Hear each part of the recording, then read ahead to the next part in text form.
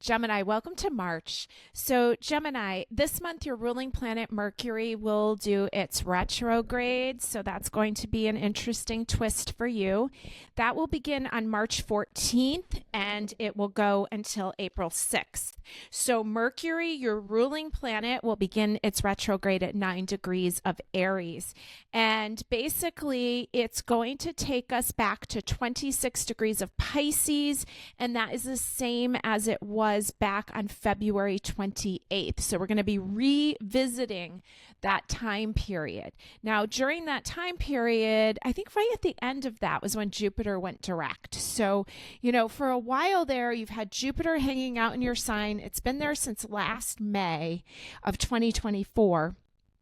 Usually Jupiter in your sign is a really great thing because Jupiter is the planet of expansion, luck, blessings, higher energy because it rules all like the thinking bigger and very philosophical kind of sign. So now you're going to, at least you have, and I should say we because I'm a Gemini moon, we have Jupiter going direct now. So if things have been wacky or if there's been opportunities that you thought were going to come your way, but then they kind of disappeared, they can show up again now because Jupiter's direct. Okay, so you've got this little window of time there till the 14th of the month where things are like kind of running a little bit more smoothly for you, Gemini. But then we're going to go into that retrograde period. So everything that's been going on since the 28th of February will be revisited. No major decisions. And let's just observe and see what information comes up. It's going to start in Aries, which is like full speed ahead, real forward speaking, forward energy. And then Mercury moves back into Pisces, a very psychic placement for it. So Pisces, I've been talking about how the difference between Pisces and Aries, Pisces wants to retreat back and Aries wants to go full speed ahead. So there's going to be some things you're going to want to kind of pay attention to when it goes back into Pisces so you can kind of slow down a bit. Make sure that you've done your cleanup work because Pisces is a sign of karma. And so we want to do maybe there's conversations that we've had or things that we need to, journal ourselves and kind of process ourselves. This is going to be a good time for that. And we're going to be able to see clearly by the end of it when it goes direct on April 6th. And again, it goes into its shadow period for a little while after that. Now, remember, you have a beautiful trine going on with Pluto because Pluto is now in the air sign of Aquarius. Gemini, you're an air sign. So we have this really powerful trine with Pluto, the planet of transformation and change, death and rebirth, power, other people's money, sex, all that kind of stuff. Okay. So I've been thinking if there was some kind of job that maybe I thought I was going to get and then it kind of disappeared. Now it can come back. Okay. And we may end up even negotiating through the Mercury retrograde period. Remember, retrogrades are associated with any of the re words. So it could be renegotiate, resubmit, reassess, reevaluate, anything like that. Okay. Now we have the full moon in Virgo this month, and Virgo is a mutable earth sign, and you are a mutable air sign, Gemini. So this makes a square. So when we have this lunar eclipse and full moon in Virgo on the 14th of the month at 2:55 a.m., this is the eclipse that's going to help us purge. We have a square for Geminis, okay? So we're going to really want to look at what's being brought to our attention. We don't want to overlook things or try to rush through things or try to ignore this purge. It will go smoother if we look at it straight on. And I think there's a lot about paperwork, okay? So this is a good time to be purging paperwork, okay, on the 14th. And again, it's kind of going to lead us right into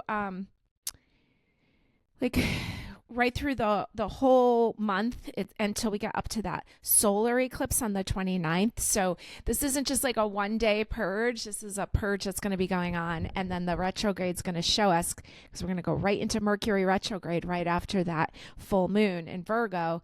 And so we may see again, we may have to go over this a couple times. So continue the purge this month, okay? Garbage out. All right, now I'm using this cool spread here. This is a astrology chart. kind of like a little cheat sheet. It's from Tess Reed. I took an astrology class with her recently, and I kind of printed up her wheel here. So what I'm going to do is I'm going to pull cards for you for each house, okay? So we're going to start looking at the themes of each house for the month of March and see what is important for you to know, Gemini. Now, as I do that, I'm also going to put one card in the middle, and that's going to be your theme card for the month. Throw that one right there. Working with a couple different decks here. I use my pendulum. My pendulum really wanted to work with these specific decks because I had to go through a lot of decks to figure this out. Now, I pulled out the Salvador Dali deck, which I don't work with very often, but it wanted to be here. I have the Green Witch Tarot along with the Herb Crafters Tarot. And what else do I have? Forest of Enchantment. Lots of good stuff going on here. Let's see. I haven't looked at any of these cards yet. So let's start off with what the theme card is in the middle. Okay, this is the overall theme for the month of March for you. And the Magician shows up.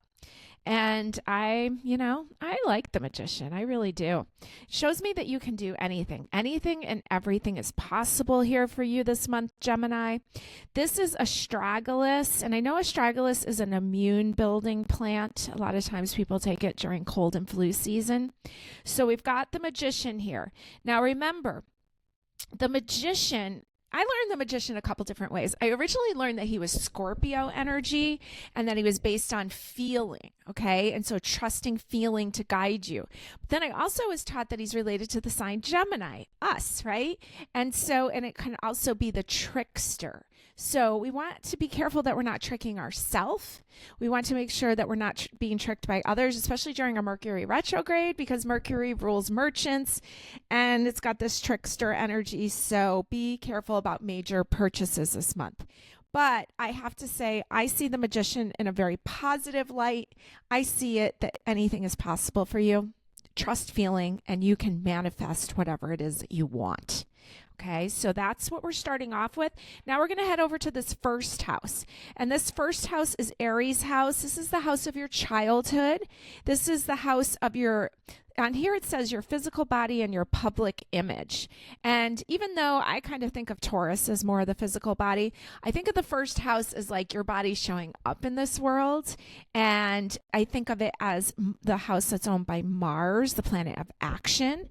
And it's associated with the term I am. So this is who you are. This is how people perceive you. And this can be also a house of like rebranding yourself. So your first card is the Seeker of Spells. And this would be traditionally called the Knight of Wands. So she's out there, and I like that it's a she. And it's your second person dressed in red here. And she's looking specifically for what she wants, which looks like it's some rare flower here. Okay, so there's a lot there about going for it, going for what you want, being very specific, and kind of almost getting what you want between her finding that flower and the Magician showing up. Now, your second house is Taurus's house. It's ruled by Venus. We know we're going to be in a Venus retrograde this month. And this is the house, some people just call this the house of money. I call it the house of anything of value. And because it's ruled by Venus, it rules all the beautiful things like jewelry and clothing and all that kind of stuff. But it also rules relationships, especially relationships with women, because it's Venus. Let's see what you got there. You've got the Ace of Cups. It was reversed. I'm going to put it straight. It's Lotus. Okay. And so this is really beautiful. And see how the bird's kind of coming, almost like dropping something into your cup. Here's another beautiful flower. Interesting. Got two pink flowers from two different decks here, but they kind of have a similarity there. So it's almost like there's a lot of beauty with the flowers. The Ace of Cups in the house of value is not a bad thing because it's showing satisfaction. All right. And the lotus, so the beautiful lotus flower and the lily pad. And then I always think about the root of the lotus because some species of lotus have an edible root. I don't know if they all do. So there's a lot here about sustainability, lot about using all Almost like there's plenty, right? There's surplus. Okay, now the third house is Gemini's house. This is your house. This is the house of communication. This is a house about how you think and how you learn and how you communicate. And I think of this house as your local environment. So it affects like the people around you would be the third house. That would be like your siblings as a kid or your neighbors or the people you work with. Okay, that's the third house. And you have the standing stone. This is the justice card. And it says harm none. And this is card number 11, which we would call a 2. And so we have some themes of relationships. We have some themes of balance and the standing stone. This is your first major arcana here that's come up in the houses. So we see a lot of balance in what you're speaking, what you're saying. And it's interesting with Mercury in retrograde this month. You want to be really careful to harm none because you know that those scales will be balanced because we will revisit this time period. Now, the fourth house is the house of Cancer. It's ruled by the moon. It has themes of your home and your family and your root and your, it's like a nurturing house. I think of it as like a house of mom and a warm blanket and a great meal. Okay, fourth house. And you've got the Queen of Wands here. And she's from the Green Witch Tarot. And I think she's one of the more simple Queen of Wands I've ever seen. She's kind of dressed simply. It looks like she's been gardening. And she looks kind of protective of her family and her home. Okay. It looks like she spends a lot of time there. Now, your fifth house is the house of fun. It's Leo's house. It's a house of joy. It's a house of creativity. It's a house of romance, but it's also the house of children because of the joy that children have. So for your fifth house, you've got a reversed 8 of challenges. I'm just going to put it upright. This is the 8 of swords. This is a card of thinking you're stuck. Okay, really you're not, but you sure believe you are. There's a lot of overthinking going on. And I'll tell you one thing, Gemini, you're really damn good at overthinking. Okay, you're really good at thinking in general. So you may be feeling a little frustration or feeling a little stuck. I think this is what a lot of mothers feel like, right? Just a little overwhelmed. And so know that you may feel stuck, but you're free. Your card of the month is the Magician. So you can make things change like that. Now, the sixth house is Virgo's house. We know we're going to have a Virgo full moon this month, and we know it's going to be squaring you. There's themes of the sixth house have themes of health, and it like rules your day job, and it has to do with routines and schedules. And I think of it as the house of service versus servitude, okay, without not giving too much. It's also the house of like organization because it's Virgo. So you've got the 7 of Pentacles here. Interesting. She's like brushing her very long hair. Now, this is from the Impressionist Tarot, which I don't use very often, but it is all famous art. Okay, so the 7 of Pentacles, this is a painting by Edgar Degas, and it says, everyone has talent at 25. The difficulty is to have it at 50.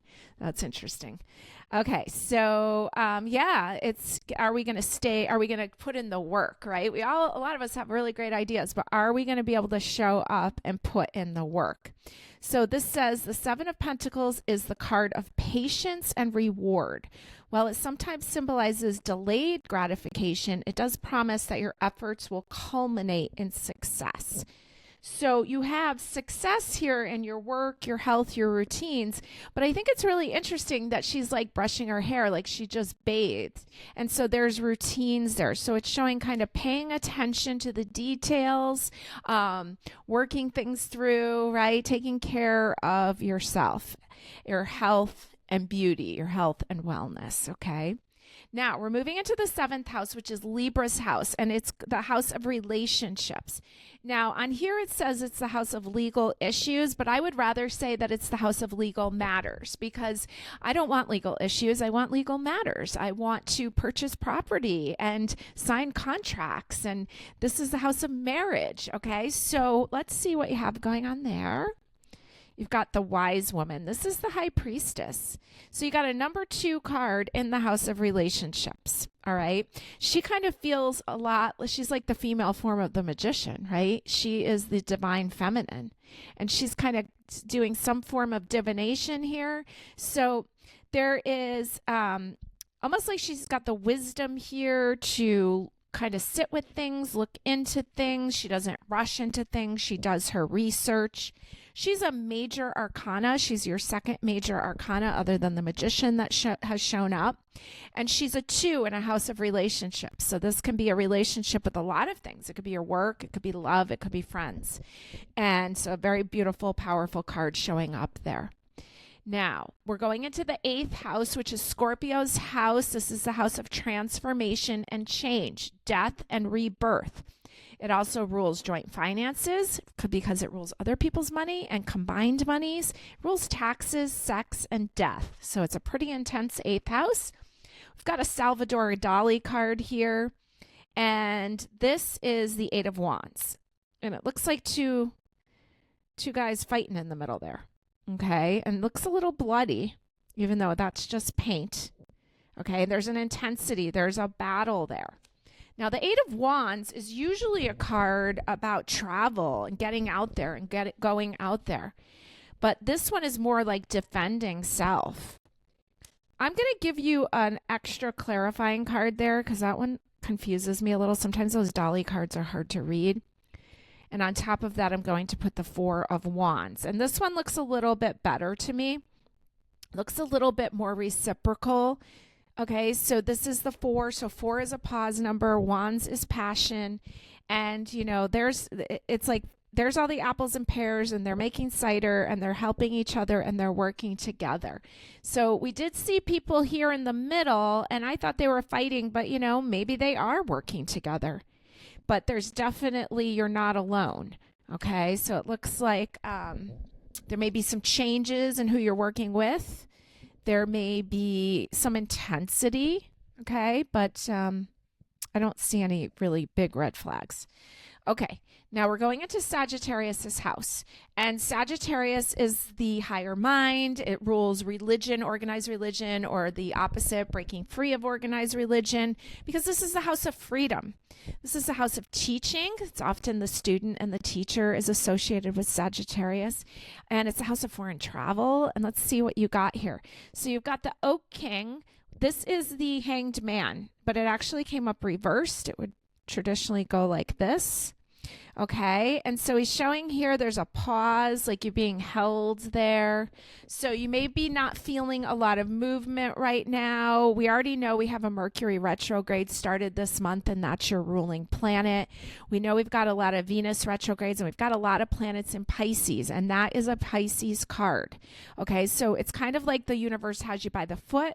This is a card of divine delay, although, like I said, it did come up reversed, and he's kind of choosing to take some downtime, and I really think that that's a choice that you might want to take advantage of this month, because after this month, the energy moves ahead so quickly, okay?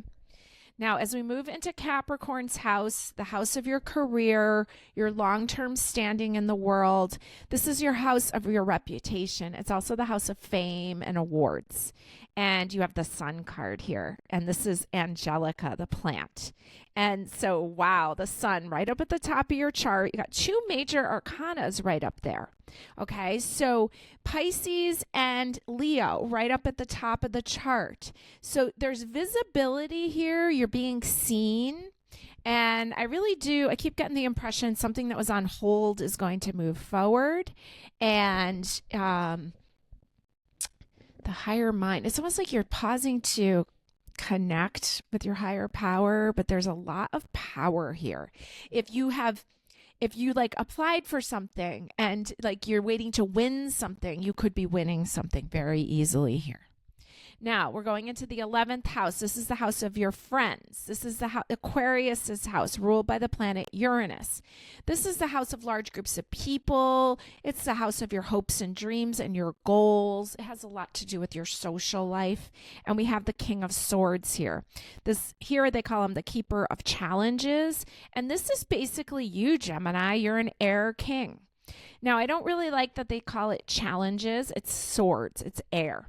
And you're in a power position as the king. Now, he's got the wisdom. He's contemplating what his goals are, what his hopes and dreams are. And he's going to make really clear boundaries with friends and with people. Okay. He's a very big business card. Now we move into the 12th house, which is Pisces house. It's called the house of the undoing. And it has themes of self-undoing, but it also has themes of karma, and it has themes of stepping back and away and revitalizing yourself, breaking old patterns, retreating back, resting. It's also a house of extreme creativity. And you got, this is from the Dolly deck. What is this? 1, 2, 3, 4, 5, 6, 7, 8 of swords. Okay, 8 of swords. It almost looks like she's holding a baby there. And big castle life in the background. But she looks very focused. Almost like focused on the baby. 8 of swords, which is usually about feeling stuck. And I'm going to put another card on top of that because, like I said, these Dolly ones are sometimes hard to read. And you got the 6 of wands, hawthorn. Now, I know hawthorn is used to revitalize, okay? And I think it's used for in a lot of like men's revitalizing blends. And so 6 of wands, which is a card of forward movement, revitalizing. But yet this one looks like there's a baby being nurtured. Okay, interesting that it looks like a huge butterfly in the middle. So there's some kind of transformation going on. So I kind of get that you need to retreat back and revitalize before you go full speed ahead. Because the 6 of wands wants to get out there, wants to rock it. Because it's kind of like a rock star card. So the rest and the stepping away and the tending to yourselves and the tending to your thoughts and seeing which ones need to be paid attention to and which ones just need to be comforted. I find that, you know, when I get really anxious as a Gemini, sometimes I just have to go in and comfort my little kid inside. Okay, that's the vibe I was getting from this. So it looks like you have a fabulous month here, Gemini. I'm going to roll you some dice now, give you some more themes, and give you some power days. So you rolled Pluto in Scorpio in the 3rd house. The 3rd house is where you had this justice card, the standing stone, harm none. Okay, now Pluto wants to transform things, wants to break things down. It's really intense. And in its own sign of Scorpio, okay, death and rebirth in the 3rd house of your environment. So there may be some things going on. You have to watch your words really carefully and harm none, remembering that we're in the Mercury, going to be going into the Mercury retrograde and revisiting this time, okay? There's some things here about nurturing yourself before you get into it with others. There's a lot here, like an old job or some kind of opportunity is going to come back, and it's going to be one that you almost felt like was gone. It comes back, okay? You're very visible right now. Be careful to use your energy not towards fighting, but towards collaborating. Take care of your health, the simple things, okay? Nothing crazy, just like your routines, your schedules, just simple things.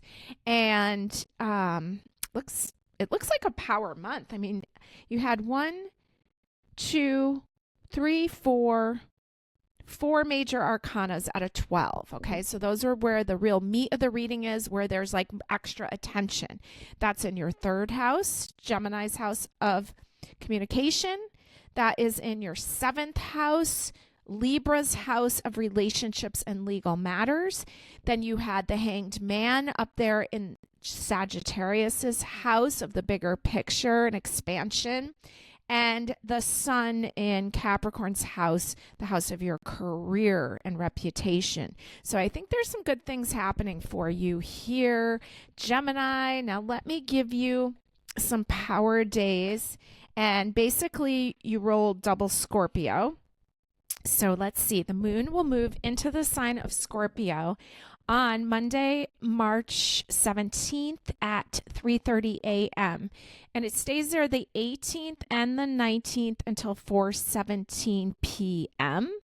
You also rolled your own sign of Gemini, and we start off with the moon in Gemini on Wednesday, March 5th. 7:29 a.m. Eastern Standard Time through Thursday through Friday until 11:29 p.m. Happy Mercury retrograde month. You're going to get through this. You're going to do great. And there's going to be so much more forward movement energy this summer. Thanks for joining me.